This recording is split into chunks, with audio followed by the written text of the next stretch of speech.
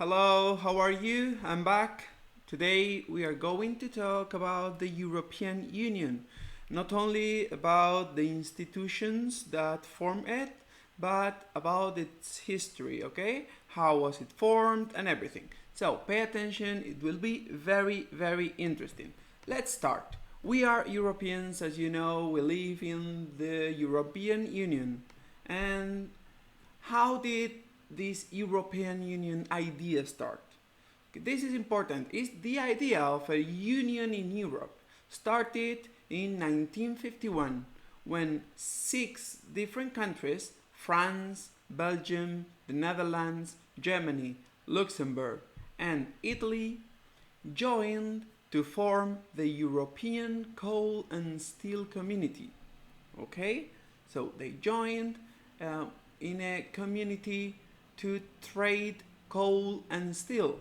So it was mainly an economic community, okay? An economic alliance. You can see here the flag, okay, with six stars, one per country and everything. So 1951, the European Coal and Steel Community. Important. And now, in some years passed by, and in 1957, the European Economic Community is born. The European Union didn't have this name at the beginning, okay? So it was in 1957 the European Economic Community, and it's very easy because there were the same six countries. They did the coal and steel community, would form this European Economic Community. So the same countries that are Luxembourg, Belgium, France, Germany, Italy, and the Netherlands. Okay, in the Treaty of Rome, here you can see, okay, this poster, okay, with the six countries. It is a very important moment because all the European countries want to join them, okay? Because it's crucial for them to join this group to be powerful, okay? More powerful. Now, when did Spain join the group? Because in 1957, we were under a dictatorship by General Franco. So we couldn't join them till years later. Spain and Portugal joined the Economic European Community in 1986. This is a very important year for us, for Spain, because from this year we are going to start to grow. We were growing, but now we are growing bigger, okay? We are going to be a big country. Very important, in this year, in 1992, the European Union gets their current name. So it turns from Economic European Community into the European Union in 1992 in the Treaty of Maastricht. That is a city in the Netherlands, okay? Very good. And now, the Economic European Community is the European Union because it's not only an economic alliance, okay? It's something political, social, so it's important to change the name. It's a union between countries, okay? A community.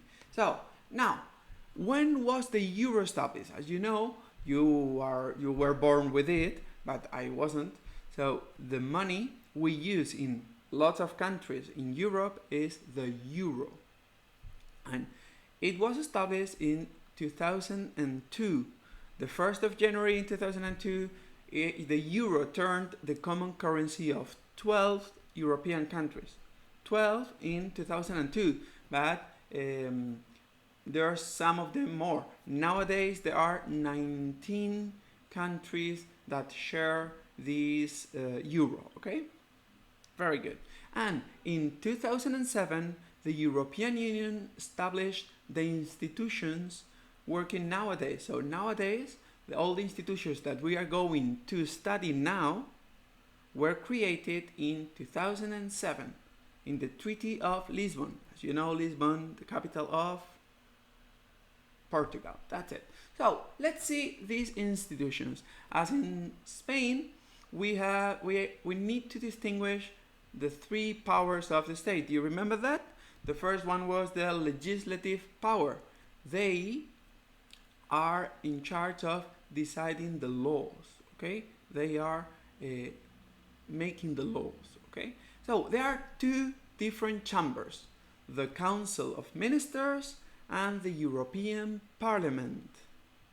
Here, in the Council of Ministers, every country is represented by one minister. So, one minister from each country. If nowadays we are 27, so 27 ministers in the Council of Ministers. And the presidency rotates every 6 months. So, every 6 months, one of these ministers is in charge of the presidency, okay?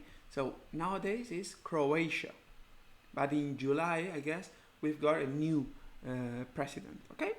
And in the European Parliament is formed by 705 members, and they are elected by us, by European citizens in European elections, okay? And each president elected nowadays is David Sassol. He is a French, okay, and each president is elected each 2.5 years, okay, and these chambers are placed in Brussels, okay, the capital of Belgium. Brussels is like the center of the European Union. Almost all the things are placed there. Not all of them, we are going to see. So, after seeing this legislative power, we are going to move on to the executive power. The executive power, there are two chambers as well, okay? The European Council and the European Commission. The European Council is formed by the president of all the member states, okay? So, our member in the European Council is Pedro Sánchez, that is our president, okay? And in the European Commission, there are some commissioners from each country, okay? So they are representatives of each country as well, okay? As always in here. And differences. The European Council is formed by the presidents, and they meet 4 times a year, okay? Once each trimester.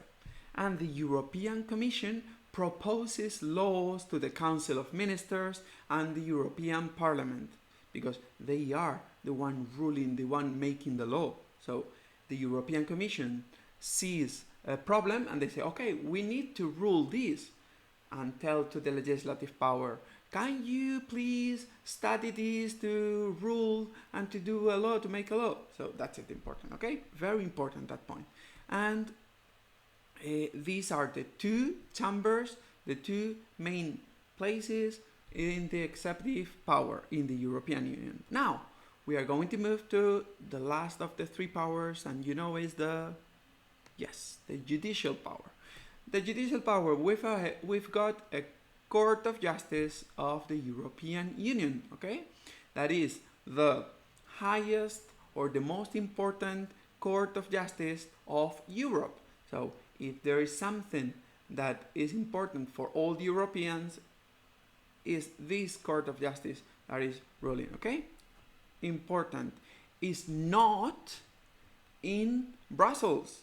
This one is placed in Luxembourg. Do you remember Luxembourg? This small state that is one of the founders of the European Union. And what does it do? It's important. It ensures the application of the law in the European territory, okay? And it's formed, as the rest of the chambers, by one judge from every country member, okay? So from every country that is member of the European Union, we've got one judge. Easy? I think so. So, executive power, legislative power, judicial power, just like in Spain, different chambers. You need to know this. It's quite easy.